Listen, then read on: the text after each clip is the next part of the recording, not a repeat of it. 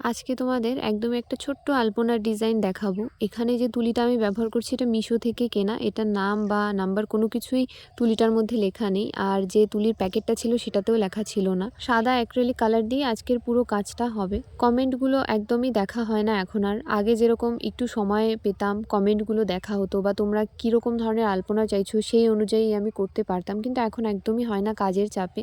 তো সেদিন আমি হঠাৎই কমেন্টে দেখলাম যে একজন ময়ূর ডিজাইন চেয়েছে। তো সেটা দেখার পরই আমি ভাবলাম যে না, ময়ূর দিয়ে একটা ডিজাইন করে অনেক দিন হয়ে গেল করা হয় না। তো সেই কারণেই ছোট্ট করে একটা ময়ূর ডিজাইন আমি করেছি। তোমরা যারা প্র্যাকটিস করছো বা নতুন নতুন কোনো ডিজাইন করবে বলে ভাবছো, তোমরা এই ধরনের ডিজাইনটা ট্রাই করতে পারো। অবশ্যই তোমরা তোমাদের মতনও সাজিয়ে নিতে পারো। আমার মাথায় যেরকম এসেছে সেই অনুযায়ী আমি করেছি। যে রঙটা আমার ভালো লেগেছে সেই রং দিয়েই করেছি। তোমরা তোমাদের মতো রং দিয়ে বা তোমাদের মতো শেপ করে তোমরা কিন্তু ময়ূর ডিজাইনটা করতে পারো। আর তোমরা তো জানোই যে আলপনা করে করে বারান্দাটার অবস্থা একদম খারাপ করে দিয়েছি। সেই কারণে এই জায়গাটাতেই মানে আমি যেদিন আলপনা করি সেদিন আমি ভাবি যে না, এই জায়গাটাতেই আলপনা করবো আর প্রত্যেক দিন উঠিয়ে ফেলবো, যাতে আমি প্রতিদিন এইখানেই আলপনাটা করতে পারি। তো আলপনাটা কিন্তু তখনও শোকায়নি।